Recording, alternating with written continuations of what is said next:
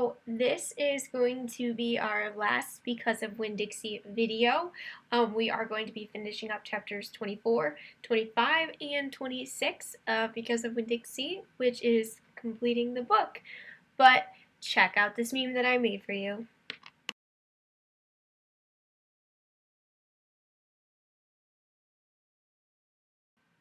That's right. Because of Winn-Dixie is also a movie. If you guys have Disney Plus, it is free with your subscription. I actually went on and watched it this past weekend after reading the book. I was like, wow, I really want to go on and watch that movie. So you guys should go on at home if you're able to, and if you have Disney Plus, it's included with your subscription. You guys can go ahead and watch that. If not, I know that you can rent it for a few dollars, I think from like YouTube or Amazon if your parents are okay with that. If not, that's totally fine, but I just thought I'd let you guys know that Because of Winn-Dixie is also a movie, and if you have Disney Plus, you guys have access to that already. So if you want to watch it, you guys should, because it's really good. You guys will notice that there are some similarities and differences between the book as well as the movie. They actually add an extra character in the trailer park that Winn-Dixie and the preacher live in. There is a man who actually does not like Winn-Dixie too much, but you will find out at the end of the story if he changes his feelings about Winn-Dixie if you decide to watch the movie. But you guys can pay attention to those similarities and differences. But overall, it's mostly generally the same. But it's really good, so if you have the chance, you guys should check out the movie. So we left off on chapter 23, where Winn-Dixie is lost and Opal is trying to find Winn-Dixie. So I'm going to start reading chapters 24, and then 25, and then 26.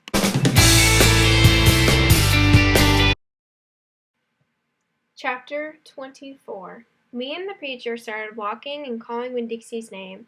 I was glad it was raining so hard because it made it easy to cry.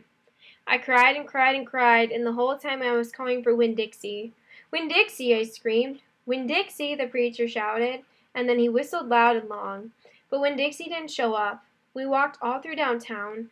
We walked past the Dewberry's house and the Herman W. Black Memorial Library and Sweetie Pie's yellow house and Gertrude's pets. We walked out to the Friendly Corners trailer park and looked underneath our trailer. We walked all the way out to the Open Arms Baptist Church of Naomi. We walked past the railroad tracks and right on down Highway 50. Cars were rushing past us and their taillights glowed red, like mean eyes staring at us. Daddy, I said. Daddy, what if he got run over? Opal, the preacher said. We can't worry about what might have happened. All we can do is keep looking. We walked and walked. And in my head, I started on a list of 10 things that I knew about Winn-Dixie, things I could write on big old posters and put up around the neighborhood, things that would help people look for him. Number 1 was that he had a pathological fear of thunderstorms. Number 2 was he liked to smile using all his teeth. Number 3 was that he could run fast. Number 4 was that he snored. Number 5 was that he could catch mice without squishing them to death. Number 6 was he liked to meet people. Number 7 was he liked to eat peanut butter. Number 8 was he couldn't stand to be left alone. And number 9 was he liked to sit on couches and sleep in beds. Number 10 was he didn't mind going to church. I kept on going over and over the list in my head. I memorized it the same way I had memorized the list of 10 things about my mama. I memorized it so if I didn't find him, I would have some part of him to hold on to. But at the same time, I thought of something I had never thought of before, and that was that a list of things couldn't even begin to show somebody the real Winn-Dixie, just like a list of 10 things couldn't ever get me to know my mama.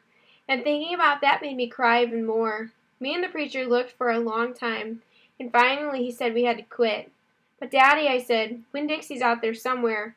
We can't leave him. Opal, the preacher said, we have looked, and there's only so much looking we can do. I can't believe you're going to give up, I told him. India, Opal, the preacher said, rubbing his nose. Don't argue with me. I stood and stared at him. The rain had let up some. It was mostly a drizzle now. It's time to head back, the preacher said. No, I told him. You go ahead and go. But I'm going to keep on looking. Opal, the preacher said in a real soft voice, it's time to give up. You always give up, I shouted. You're always pulling your head inside your stupid old turtle shell. I bet you didn't even go out looking for my mama when she left. I bet you just let her run off too. Baby, the preacher said. I couldn't stop her. I tried. Don't you think I wanted her to stay too? Don't you think I miss her every day? He spread his arms out wide and then dropped them to his side. I tried, he said. I tried. Then he did something I couldn't believe. He started to cry. The preacher was crying. His shoulders were moving up and down, and he was making snuffling noises. And don't believe that losing Winn-Dixie doesn't upset me as much as it does you, he said. I love that dog. I love him too. Daddy, I said. I went and wrapped my arms around his waist. He was crying so hard he was shaking. It's all right, I told him. It's okay. Shh, I said to him like he was a scared little kid. Everything will be okay. We stood there, hugging and rocking back and forth, and after a while the preacher stopped shaking, and I still held on to him, and I finally got the nerve to ask the question I wanted to ask. Do you think she's ever going to come back? I whispered. No, the preacher said. No, I do not. I've hoped and prayed and dreamed about it for years, but I don't think she'll ever come back. Gloria says that you can't hold on to anything, that you can only love what you've got while you've got it. She's right, the preacher said. Gloria Dump is right. I'm not ready to let Winn-Dixie go, I said. I had forgotten about him for a minute, what with thinking about my mama. We'll keep looking, said the preacher. The two of us will keep looking for him. But do you know what? I just realized something, India Opal. When I told you your mama took everything with her, I forgot one thing, one very important thing that she left behind. What? I asked. You, he said. Thank God your mama left me you, and he hugged me tighter. I'm glad I've got you too, I told him, and I meant it. I took hold of his hand, and we started walking back into town, calling and whistling for Winn-Dixie the whole way.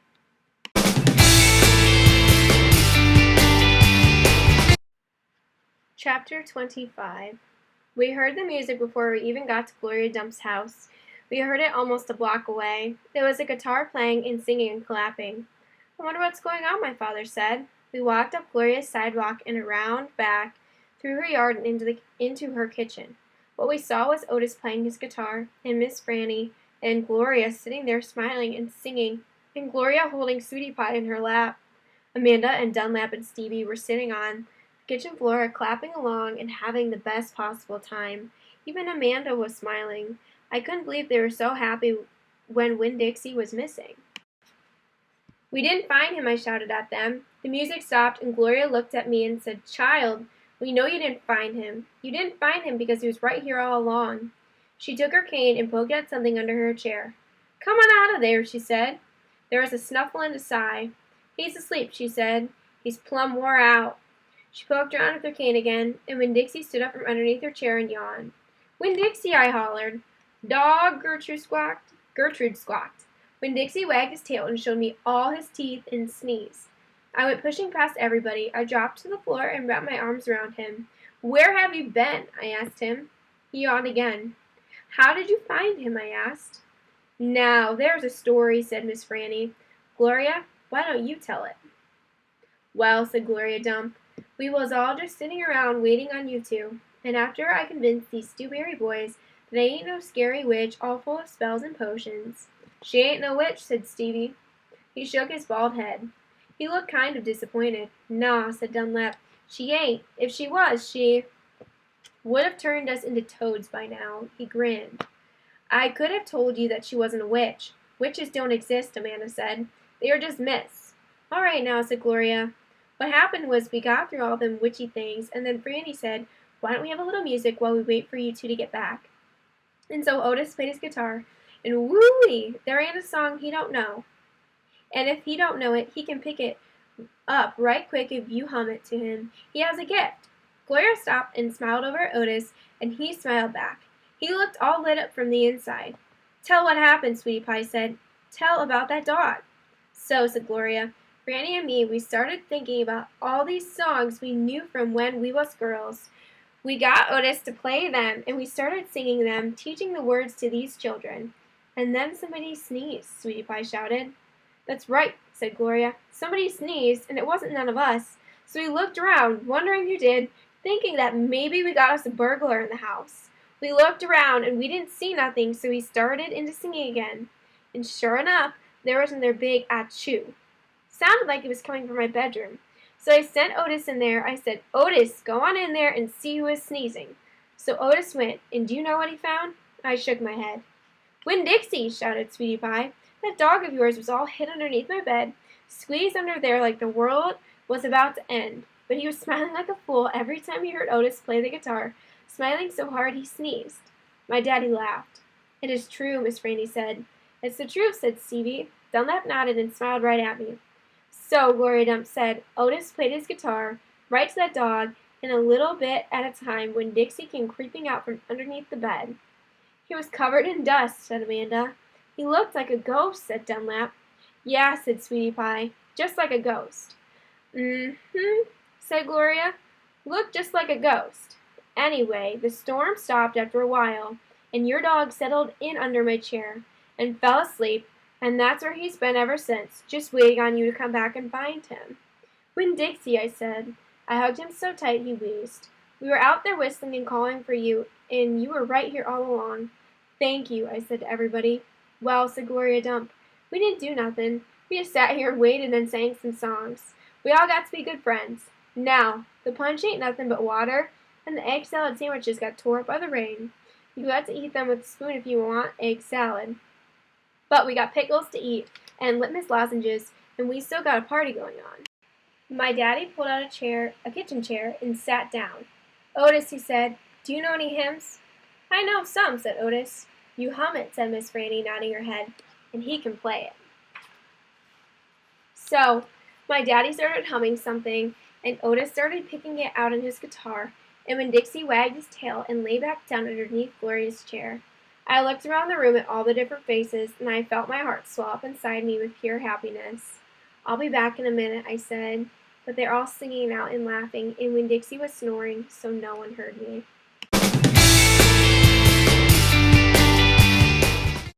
So now we are on chapter 26, which is our last chapter of the story because of Winn-Dixie. Outside, the rain had stopped and the clouds had gone away, and the sky was so clear it seemed like I could see every star ever made. I walked all the way to the back of Gloria Dump's yard. I walked up there and looked at her mistake tree. The bottles were quiet. There wasn't a breeze, so they were just hanging there. I looked at the tree, and then I looked up at the sky. Mama, I said, just like she was standing right beside me, I know 10 things about you, and that's not enough. That's not near enough. But Daddy is going to tell me more. I know he will, now that he knows you're not coming back. He misses you and I miss you, but my heart doesn't feel empty anymore. It's full, all the way up. I'll still think about you, I promise, but probably not as much as I did this summer. That's what I said that night underneath Gloria Dump's mistake tree. And after I was done saying it, I stood just staring up at the sky, looking at the constellations and planets. And then I remembered my own tree, the one Gloria had helped me plant. I hadn't looked at it for a long time. I went crawling around on my hands and knees searching for it. And when I found it, I was surprised at how much it had grown. It was still small. It still looked more like a plant than a tree. But the leaves and the branches felt real strong and good and right.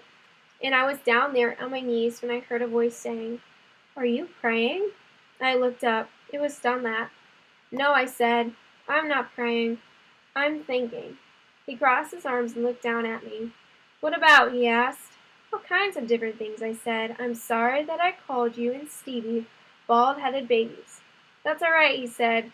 Gloria told me to come out here and get you. I told you she wasn't a witch. I know it, he said. I knew it all along. I was just teasing you. Oh, I said. I looked at him close. It was hard to see him good in the dark yard. Ain't you ever going to stand up, he asked. Yeah, I said. And then he surprised me. He did something I never would in a million years thought a Dewberry boy would do.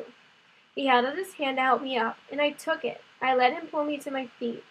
I'll race you back to the house, Dunlap said, and he started to run. Okay, I shouted, but I'm warning you, I'm fast. We ran, and I beat him. I touched the corner of Gloria Dump's house right before he did. You shouldn't be running around in the dark, said Amanda. She was standing on the porch looking at us. You could trip over something. "Aw, Amanda," said Dunlap, and he shook his head. "Aw, Amanda," I said too. And then I remembered Carson, and I felt bad for her. I went up on the porch and took hold of her hand and pulled on her. "Come on," I said. "Let's go inside." "India Opal," Daddy said when me and Amanda and Dunlap walked in. "Are you here to sing some songs with us?" "Yes, sir," I said.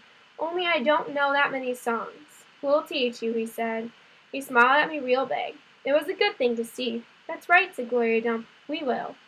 Sweetie Pie was sitting in her lap, but her eyes were closed. "Care for a litmus lozenge?" Miss Brady asked, passing me the bowl. "Thank you," I told her. I took a litmus lozenge and unwrapped it and put it in my mouth. "Do you want a pickle?" Otis asked, holding up his big jar of pickles. "No, thank you," I said. "Not right now." Winn-Dixie came out from underneath Gloria Dump's chair. He sat down next to me and leaned into me the same as I was leaning into my daddy. And Amanda stood right there beside me, and when I looked over at her, she didn't look pinch-faced at all to me. Dunlap cracked his knuckles and said, "Well, are we going to sing or what?" "Yeah," Stevie echoed. "Are we going to sing or what?" "Let's sing," said Sweetie Pie, opening her eyes and sitting up straight. "Let's sing For the Dog." Otis laughed and strummed his guitar, and the flavor of the litmus lozenge opened in my mouth like a flower blooming all sweet and sad. And then Otis and Gloria and Stevie and Miss Franny and Dunlap and Amanda and Sweetie Pie and my daddy all started to sing a song, and I listened careful so I could learn it right. So that concludes the story because of Winn-Dixie.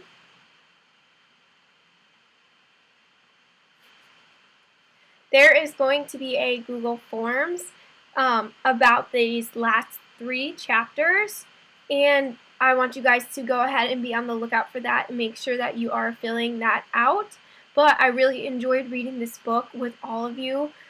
Again, if you guys are interested, this is also a movie. So Disney Plus has it included with your subscription. It doesn't cost anything else if you have a Disney Plus subscription. My family has Verizon as our phone carrier, so if your family has Verizon as well, then Disney Plus is free with if you have a Verizon plan for your cell phone. But if you guys do have Disney Plus or you are interested, I know that you can rent this story. That is the end. That's it. Make sure you guys check out that Google form.